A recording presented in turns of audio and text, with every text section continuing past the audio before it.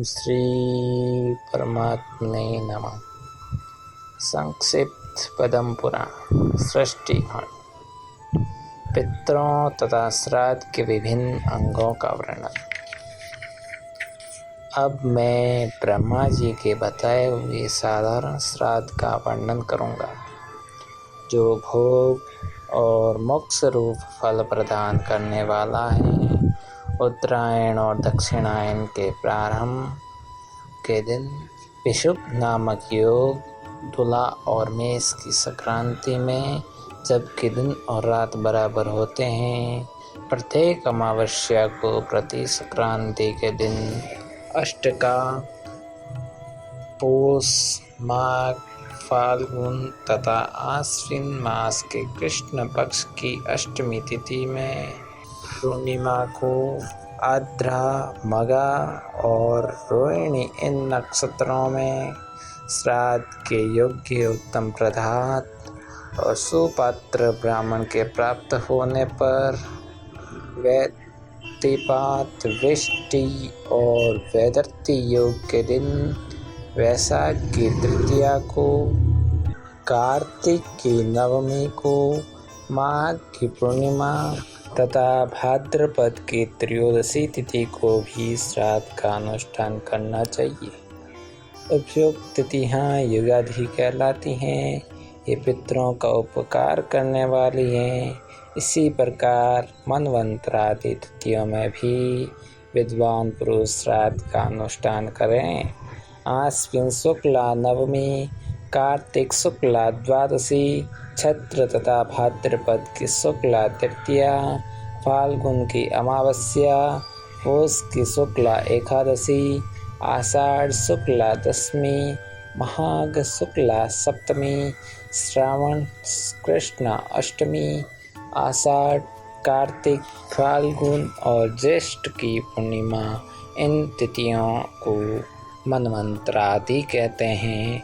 ये दिए हुए दान को अक्षय कर देने वाली हैं। विज्ञ पुरुष को चाहिए कि वैशाख की पूर्णिमा को ग्रहण के दिन किसी उत्सव के अवसर पर और महालय आश्विन कृष्ण पक्ष में तीर्थ, मंदिर, गौशाला, द्वीप, उद्यान तथा घर आदि में लिपे पुते एकांत स्थान में श्राद्ध करें। अब श्राद्ध के क्रम का वर्णन किया जाता है। पहले विश्व देवों के लिए आसन दें, जो और पुष्पों से उनकी पूजा करें। विश्व देवों के दो आसन होते हैं, एक पर पितामह आदि संबंधित विश्व देवों का आह्वान होता है तथा दूसरे पर माता मह आदि संबंधी विश्व देवों का। उनके लिए दो अर्घ पात्र शिकोरे या दोने जो और जल आदि से भर दें। उन्हें कुश की पवित्री पर रखें। सनो देवीरभीष्टहि इत्यादि मंत्र से जल तथा यावो आसी इत्यादि गदराजों के दोनों को उन पात्रों में छोड़ना चाहिए। फिर गंध, पुष्प आदि से पूजा करके वहाँ विश्व देवों की स्थापना करें और विश्वेदेवास इत्यादि दो मंत्रों से विश्व देवों का आह्वान करके उनके ऊपर जौ छोड़ें। जौ छोड़ते समय इस प्रकार कहें, जो तुम अब अनों के राजा हो, तुम्हारे देवता वरुण हैं, वरुण से ही तुम्हारी उत्पत्ति हुई है, तुम्हारे अंदर मधु का मेल है, तुम संपूर्ण पापों को दूर करने वाले पवित्र एवं मुनियों द्वारा प्रशंसित अन्न हो। फिर अर्घ पात्र को चंदन और फूलों से सजाकर या दिव्य आप इस मंत्र को पढ़ते हुए विश्व देवों को अर्घ दें। इसके बाद उनकी पूजा करके गंध आदि निवेदन कर पितृ श्राद्ध आरंभ करें। पहले पिता आदि के लिए कुश के 3 आसनों की कल्पना करके फिर 3 अर्घ पात्रों का पूजन करें। उन्हें पुष्प आदि से सजावें। प्रत्येक अर्घ पात्र को कुश की पवित्री से युक्त करके सनो देवीरभीष्टहि इस मंत्र से सब में जल छोड़ें। फिर तेलो असि सोम देवतायो। इस मंत्र से तिल छोड़कर बिना मंत्र गई चंदन और पुष्प आदि भी छोड़ें। अर्घ्य पात्र पीपल आदि की लकड़ी का, पत्ते का या चांदी का बनवावें अथवा समुद्र से निकले हुए शंख आदि से अर्घ्य पात्र का काम लें। सोने, चांदी और तांबे का पात्र पितरों को अभिष्ट होता है। चांदी की तो ससा सुनकर भी पितृ प्रसन्न हो जाते हैं। चांदी का दर्शन अथवा चांदी का दान उन्हें प्रिय है। यदि चांदी के बने हुए अथवा चांदी से युक्त पात्र में जल भी रखकर पितरों को श्राद्ध पूर्वक दिया जाए तो वह अक्षय ही हो जाता है। इसलिए पितरों के पिंडों पर अर्घ्य चढ़ाने के लिए चांदी का ही पात्र उत्तम माना गया है। चांदी भगवान श्री शंकर के नेत्र से प्रकट हुई है, इसलिए पितरों को अधिक प्रिय है। इस प्रकार उपयुक्त वस्तुओं में से जो सुलभ हो उसके अर्घ्य पात्र बनाकर उन्हें ऊपर बताए अनुसार जल, तिल और गंध पुष्प आदि से सुसज्जित करें।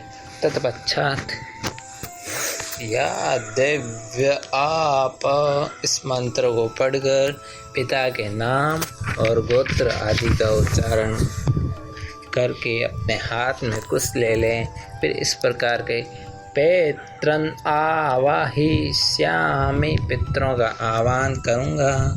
तब निमंत्र में आए हुए ब्राह्मण तथा स्तुत्य के श्राद्धकर्ता को आह्वान के लिए आज्ञा प्रदान करें। इस प्रकार ब्राह्मणों की अनुमति लेकर उशन्तस्त्वा धीमहि आयन्तु न पित्र, इन दो ऋचाओं का पाठ करते हुए वह पितरों का आह्वान करें। तदंतर या दिव्य आप इस मंत्र से पितरों को अर्घ देकर प्रत्येक के लिए गंध पुष्प आदि पूजा उपचार एवं वस्त्र चढ़ावें तथा पृथक पृथक संकल्प पढ़कर उन्हें समर्पित करें। अर्घदान की प्रक्रिया इस प्रकार है। पहले अनुलोम क्रम के अर्थात पिता के उद्देश्य से दिए हुए अर्घ पात्र का जल पितामह के अर्घ पात्र में डालें और फिर पितामह के अर्घ पात्र का सारा जल पर पितामह के अर्घ पात्र में डालें। फिर विलोम क्रम में अर्थात पर पितामह के अर्घ पात्र को पितामह के अर्घ पात्र में रखें और उन दोनों पात्रों को उठाकर पिता के अर्घ पात्र में रखें। इस प्रकार तीनों अर्घ पात्र को एक दूसरे के ऊपर करके पिता के आसन के उत्तर भाग में पितृभ्यस्तानमसि ऐसा कहकर उन्हें ढलका दें, उलट कर रख दें। ऐसा करके अन्न परोसने का कार्य करें। परोसने के समय भी पहले अग्नि कार्य करना चाहिए अर्थात थोड़ा सा अन्न निकाल कर अग्नि कव्य आवानाय स्वाहा और सोमाय पितृमते स्वाहा, इन दो मंत्रों से अग्नि और सोम देवता के लिए अग्नि में 2 बार आहुति डालें। इसके बाद दोनों हाथों से अन्न निकाल कर परोसें। परोसते समय उशन्तस्त्वानधीमहि इत्यादि मंत्र का उच्चारण करते रहें। उत्तम गुणकारी शाक आदि नाना प्रकार के भक्ष्य पदार्थों के साथ दही, दूध, गौ का घृत और शक्कर आदि से युक्त अन्न पितरों के लिए तृप्तिकारक होता है। मधु मिलाकर तैयार किया हो या कोई भी पदार्थ तथा गाय का दूध और घी मिलाई हुई खीर आदि पितरों के लिए दी जाए तो वह अक्षय होती हैं। ऐसा आदि देवता पितरों ने स्वयं अपने ही मुख से कहा है।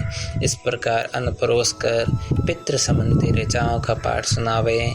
इसके सिवा सभी तरह के पुराण, ब्रह्मा, विष्णु, सूर्य और रुद्र संबंधी भांति भांति के स्तोत्र, इंद्र, रुद्र और सोम देवता के सूक्त पाव माने ऋचाएँ, प्रदतर ज्येष्ठ मास का गौरव गान, शांति का अध्याय, मधु ब्राह्मण, मंडल ब्राह्मण तथा और भी जो कुछ ब्राह्मणों को तथा अपने को प्रिय लगे वह सब सुनाना चाहिए। महाभारत का भी पाठ करना चाहिए क्योंकि वह पितरों को अत्यंत प्रिय है। ब्राह्मणों के भोजन कर लेने पर जो अन्न और जल आदि शेष रहें उसे उनके आगे जमीन पर बिखेर दें।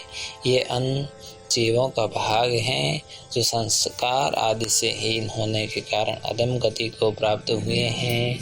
ब्राह्मणों को तृप्त जानकर उन्हें हाथ मुँह धोने के लिए जल प्रदान करें। इसके बाद गाय के गोबर और गोमूत्र से लिपी हुई भूमि पर दक्षिणार्घ कुछ बिछाकर उनके ऊपर यत्नपूर्वक पितृ यज्ञ की भांति विधिवत पिंड दान करें। पिंड दान के पहले पितरों के नाम गोत्र का उच्चारण करके उन्हें अब नेजन के लिए जल देना चाहिए। फिर पिंड देने के बाद पिंडों पर प्रत्येक नेजन का जल गिराकर उन पर पुष्प आदि चढ़ाना चाहिए। सब व्यापक का विचार करके प्रत्येक कार्य का संपादन करना उचित है। पिता के श्राद्ध की भांति माता का भी श्राद्ध भी हाथ में कुश लेकर विधिवत संपन्न करें।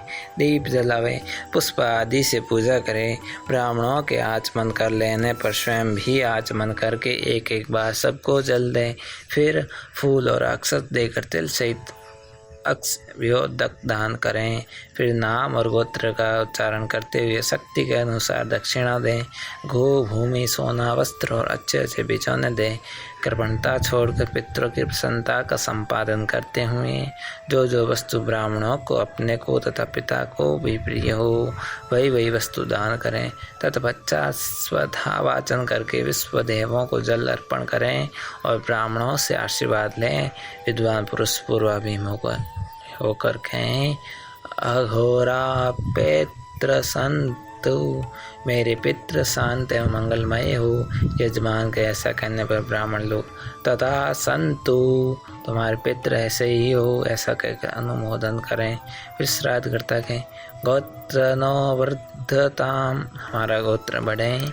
ये सुनकर ब्राह्मणों को तथास्तु, ऐसा ही हो, इस प्रकार उत्तर देना चाहिए। फिर यजमान कहे, दातारो मेघभिवृद्धतां वेदा संततिरेव च एता सत्य आशीष संतु, मेरे दाता बढ़े, साथ ही मेरे कुल में वेदों के अध्ययन और सुयोग्य संतान की वृद्धि हो, ये सारे आशीर्वाद सत्य हो।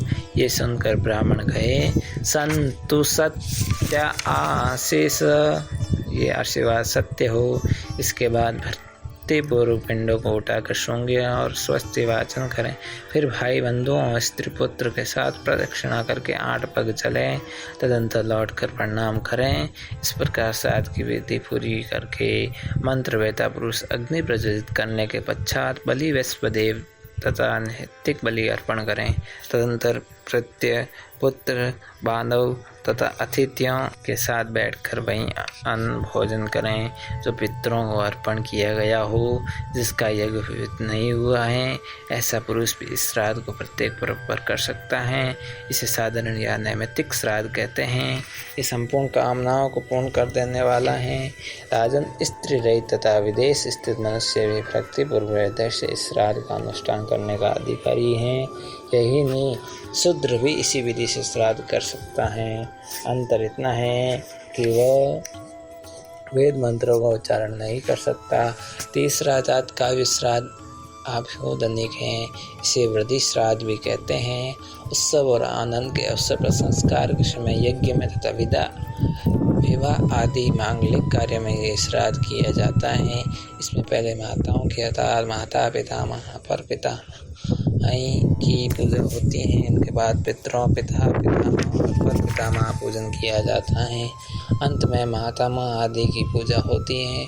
अन्य श्राद्धों की भांति इसमें भी विश्व देवों की पूजा आवश्यक है। दक्षिणावर्तक क्रम से पूजा उपचार पर चढ़ाना चाहिए। अभिवंदित श्राद्ध में दही, अक्षत, फल और जल से भी पुरोहित होकर पितरों को पिंडदान दिया जाता है। संपन्नम का उच्चारण करके अर्घ्य और पिंडदान देना चाहिए। इसमें युगल ब्राह्मणों को अर्घ्य दान दे तथा युगल प्रत्येक ब्राह्मणों को ही वस्त्र श्रवण आदि के द्वारा पूजा करें। तिल का काम जैसे हाथों से लेना चाहिए तथा सारा कार्य पूर्ववत करना चाहिए। श्रेष्ठ ब्राह्मणों के द्वारा सब प्रकार के मंगल पाठ करावें।